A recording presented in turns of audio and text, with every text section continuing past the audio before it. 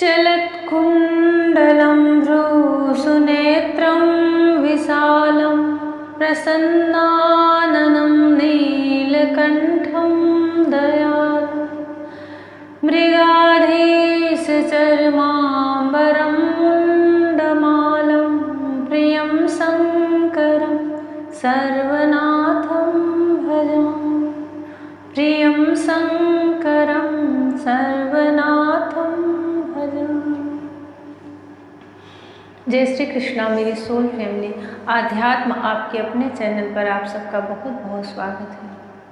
होनी को कोई टाल नहीं सकता और जो होनी होती है वह होकर ही रहती है।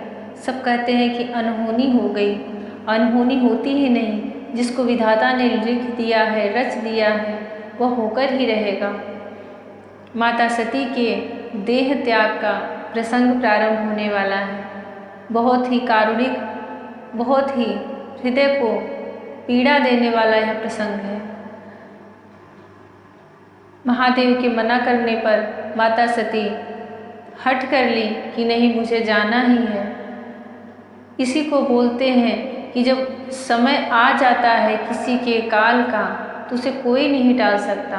महादेव तो साक्षात परमेश्वर विधाता ही हैं, परंतु वह भी उसे नहीं टाल सके। माता सती के इतना अनुनय विनय करने पर महादेव जी उन्हें बारंबार समझाते हैं, परंतु जब वह यह देखते हैं कि सती को वहां जाने देने अथवा जाने देने से रोकने, दोनों ही अवस्थाओं में सती के प्राण त्याग की संभावना है, तब वह मौन हो जाते हैं। वह कुछ भी नहीं बोलते। श्रीमद् भागवत महापुराण का चतुर्थ स्कंद चल रहा है। जो कोई भी इसका अध्ययन कर रहे हैं वह इसके महात्म्य से अगर इसका अध्ययन करें तो उन्हें श्रीमद् भागवत महापुराण के संपूर्ण पाठ का फल प्राप्त होता है, क्योंकि यहाँ पर श्रीमद् भागवत महापुराण के एक एक श्लोकों का संक्षिप्त में उसका विवरण दिया गया है और उनके एक एक मंत्रों को हिंदी में कहा गया है। महात्म्य से इसका पाठ करने से यह संपूर्ण पाठ कहलाता है। कहीं भी बीच में से इधर उधर से पढ़ने से सिर्फ आपको इसकी जानकारियाँ होंगी, परंतु यह पाठ का फल नहीं देगा, पाठ का फल नहीं मिलेगा इससे। श्रीमद् भागवत महापुराण के चौथे स्कंद का चौथा अध्याय, सती का अग्नि प्रवेश। श्री मैत्रेय जी कहते हैं, विदुर जी इतना कहकर भगवान शंकर मौन हो गए। उन्होंने देखा कि दक्ष के यहाँ जाने देने अथवा जाने देने से रोकने, दोनों ही अवस्थाओं में सती के प्राण त्याग की संभावना है। इधर सती जी भी कभी बंधुजनों को देखने जाने की इच्छा से बाहर आती और कभी भगवान शंकर रुष्ट न हो जाए इस शंका से फिर लौट जाती। यह हर किसी की दुविधा होती है। जिस दुविधा में माता सती आज यहाँ पर खड़ी हैं, यह हर किसी की दुविधा होती है। और जब इन दुविधाओं से, इन बातों से भगवान भी नहीं बच पाते, वह आदिशक्ति भी नहीं बच पाती, तो साधारण इंसान कैसे बच सकता है। इस प्रकार कोई एक बात निश्चित न कर सकने के कारण वे दुविधा में पड़ गई, चंचल हो गई। बंधुजनों से मिलने की इच्छा में बाधा पड़ने से वे बड़ी अनमनी हो गई। स्वजनों के स्नेहवश उनका हृदय भर आया और वे आंखों में आंसू भरकर अत्यंत व्याकुल होकर रोने लगी। उनका शरीर थरथर कांपने लगा और वे अप्रतिम पुरुष भगवान शंकर की ओर इस प्रकार रोषपूर्ण दृष्टि से देखने लगी मानो उन्हें वह भस्म कर देंगी। माता सती को अब क्रोध आने लगा। शोक और क्रोध ने उनके चित्त को बिल्कुल बेचैन कर दिया तथा स्त्री स्वभाव के कारण उनकी बुद्धि मूढ़ हो गई। जिन्होंने प्रीतिवश उन्हें अपना आधा अंग तक दे दिया था, उन सत्पुरुषों के प्रिय भगवान शंकर को भी छोड़कर वे लंबी लंबी सांसें लेती हुई, रोषपूर्ण लंबी लंबी सांसें लेती हुई अपनी माता पिता के घर चल दी। सती को बड़ी फुर्ती से अकेली जाते देख श्री महादेव जी के मणिमान एवं मद आदि हजारों सेवक भगवान के वाहन वृषभराज को आगे कर तथा और भी अनेकों पार्षद और यक्षों को साथ ले बड़ी तेजी से निर्भयता पूर्वक उनके पीछे हो लिए। उन्होंने सती को बैल पर सवार करा दिया तथा मैना पंछी, गेंद, दर्पण और कमल आदि खेल की सामग्री, श्वेत छत्र, चवर और माला आदि राज चिन्ह तथा दुदुम्भी, शंख और बांसुरी आदि गाने बजाने के सामानों से सुसज्जित हुए उनके साथ चल दिए। तदनंतर सती अपने समस्त सेवकों के साथ दक्ष की यज्ञशाला में पहुंची। वहां वेद ध्वनि करते हुए ब्राह्मणों में परस्पर होड़ लग गई रही थी कि सबसे ऊंचे स्वर में कौन बोले। सब और ब्रह्मर्षि और देवता विराजमान थे तथा जहाँ तहाँ मिट्टी, काठ, लोहे, सोने, डाब और चर्म के पात्र रखे हुए थे। वहां पहुंचने पर पिता के द्वारा सती की अवहेलना हुई। यह देख यज्ञकर्ता दक्ष के भय से सती की माता और बहनों के सिवा यज्ञकर्ता दक्ष के भय से सती की माता और बहनों के सिवा किसी भी मनुष्य ने उनका कुछ भी आदर सत्कार नहीं किया। अवश्य उनकी माता और बहनें बहुत प्रसन्न हुई और प्रेम से गदगद होकर उन्होंने सती को आदरपूर्वक गले से लगाया। जिनसे मिलने के लिए माता सती इतनी बेचैन हो रही थी, जिनसे मिलने के लिए उन्होंने महादेव जी को छोड़ करके अपने घर आई। वहाँ पर जब सब लोगों ने देखा, जो उनके यज्ञ में आए हुए अतिथि के स्वरूप में थे, चाहे वह देवर्षि हों, ब्रह्मर्षि हों, चाहे राजा लोग आए थे, जब उन लोगों ने देखा कि दक्ष ने अपनी पुत्री का आदर नहीं किया तो वह दक्ष के भय से मौन हो गए। जबकि वहाँ पे यह गलत बात हो रही थी, अन्याय वाली बात हो रही थी। और भगवान के न्याय में ऐसा ही विधान है कि जब आप किसी गलत का भी साथ दे रहे हो तो आप भी उतने ही दंड के भागी हो। वहाँ पर सिर्फ उनका आदर करने के लिए और प्रेम से उतनी ही उत्साह के साथ उनकी माँ और उनकी जितनी और भी बहनें थीं सब उनसे मिली, उनको आलिंगन किया और बड़े ही प्रेम से उनको उनका कुशल मंगल पूछने लगी।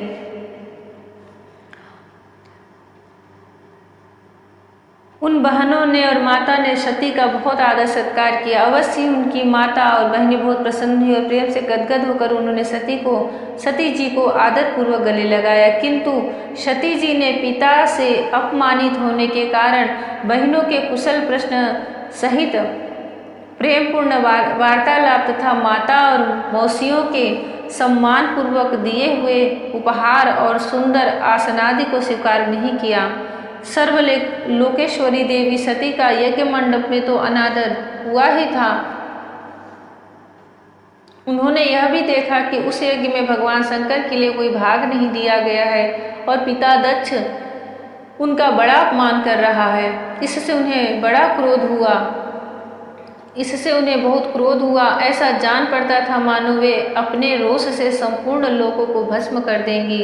दक्ष को कर्म मार्ग के अभ्यास से बहुत घमंड हो गया था। उसे शिव जी से द्वेष करते देख जब सती के साथ आए हुए भूत उसे मारने को तैयार हुए तो देवी सती ने उन्हें अपने तेज से रोक दिया और सब लोगों को सुनाकर पिता की निंदा करते हुए क्रोध से लड़खड़ाती हुई वाणी में कहा।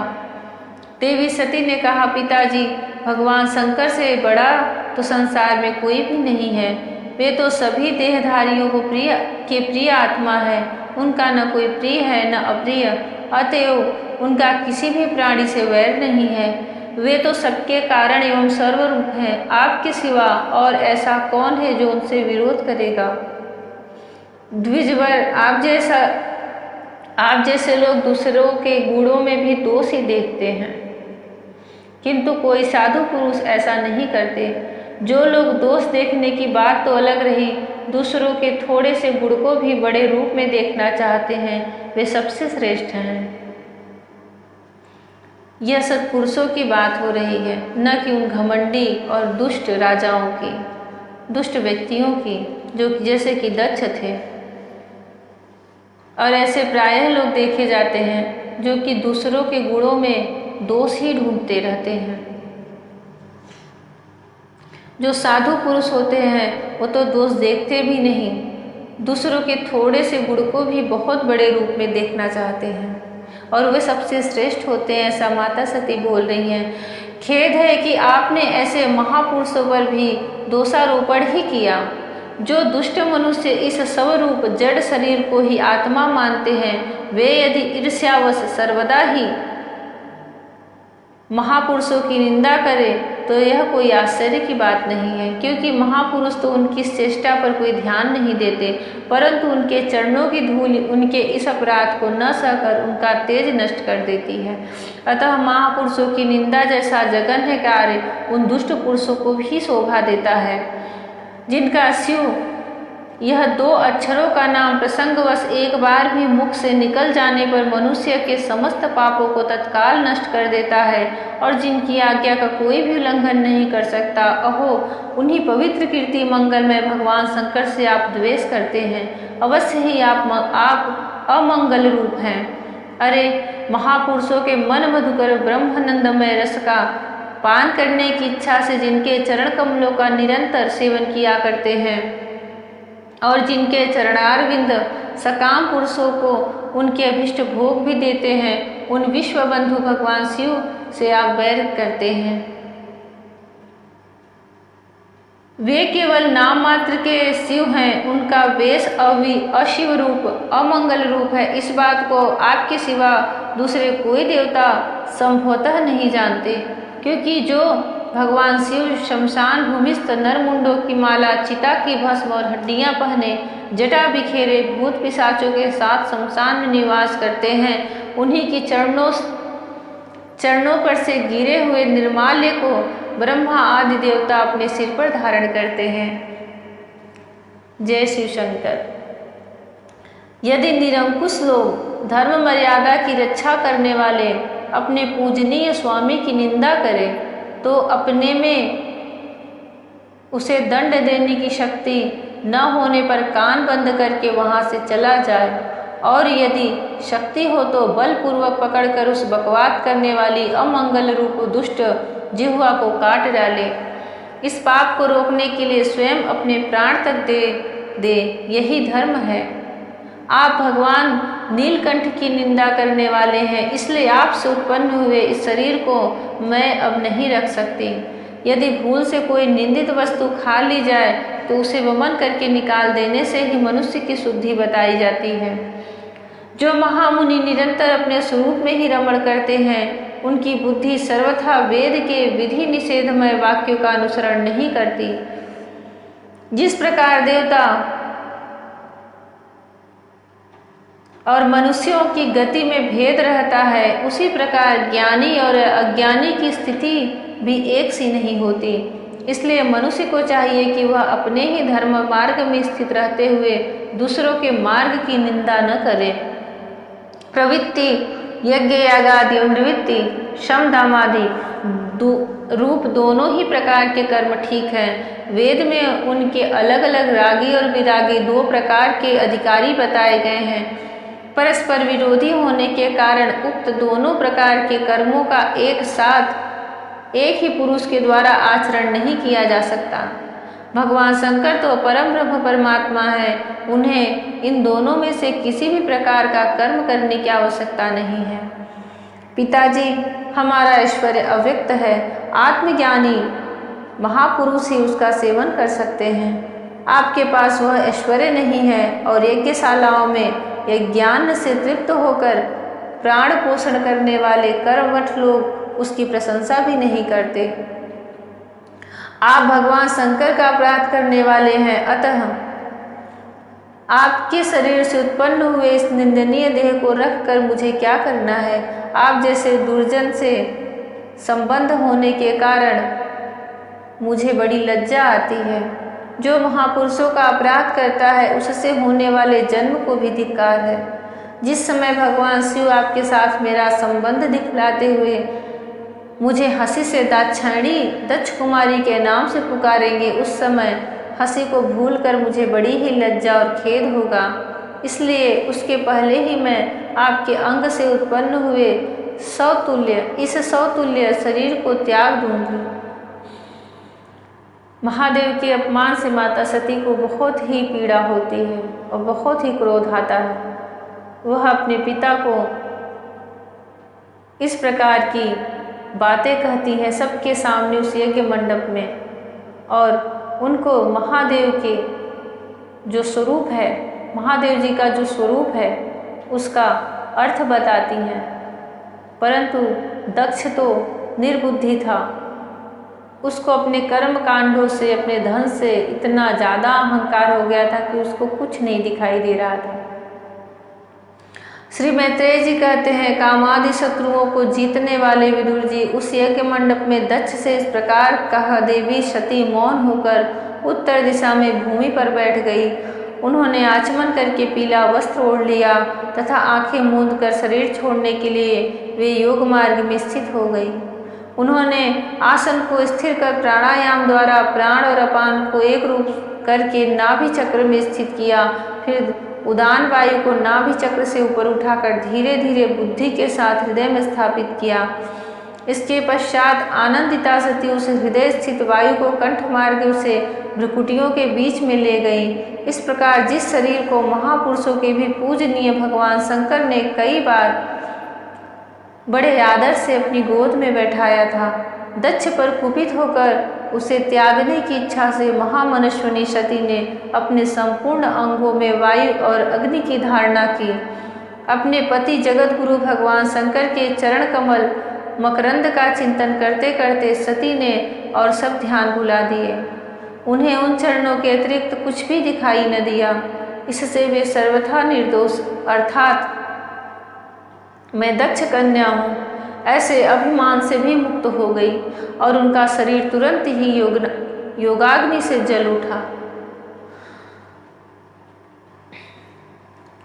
ओम नमः शिवाय। उस समय वहां आए हुए देवता आदि ने जब सती का देह त्याग रूप यह महान आश्चर्यमय चरित्र देखा, तब वे सभी हाहाकार करने लगे और वह भयंकर कोलाहल आकाश में ऐसे पृथ्वी तल पर, आकाश में एवं पृथ्वी तल पर सभी जगह फैल गया। सब और यही सुनाई देता था, हाय दक्ष के दुर्व्यवहार से कुपित होकर देवाधिदेव महादेव की प्रिया सती ने प्राण त्याग दिए। देखो सारे चराचर जीव इस दक्ष प्रजापति की ही संतान है, फिर भी इसने कैसी भारी दुष्टता की है। इसकी पुत्री सुहृदया सती सदा ही मान पाने के योग्य थी, किंतु इसने उसका ऐसा निरादर किया कि उसने प्राण त्याग दिए। वास्तव में यह बड़ा ही असहिष्णु और ब्राह्मण द्रोही है। अब इसकी संसार में बड़ी अपकीर्ति होगी। जब इसकी पुत्री सती के अपराध से प्राण त्याग करने को तैयार हुई, जब इसकी पुत्री सती इसी के अपराध से प्राण त्याग करने को तैयार हुई, तब भी इस शंकर द्रोही ने उसे रोका तक नहीं। जिस प्रकार सब लोग ऐसा कह रहे थे, उसी समय शिव जी के पार्षद सती का यह अद्भुत प्राण त्याग देख अस्त्र शस्त्र लेकर दक्ष को मारने के लिए उठ खड़े हुए। उनके आक्रमण का वेग देखकर भगवान भृगु ने यज्ञ में विघ्न डालने वालों का नाश करने के लिए अपहतम रक्ष इत्यादि मंत्र का उच्चारण करते हुए दक्षिणाग्नि में आहुति दी। अधर्यु भृगु ने ज्यों ही आहुति छोड़ी कि यज्ञ कुंड से ऋभु नाम के हजारों तेजस्वी देवता प्रकट हो गए। उन्होंने अपनी तपस्या के प्रभाव से चंद्रलोक को प्राप्त किया था। उन ब्रह्म तेज संपन्न देवताओं ने जलती हुई लकड़ियों से आक्रमण किया तो समस्त गुहाक और प्रमथगढ़ इधर उधर भाग गए। जय श्री कृष्ण।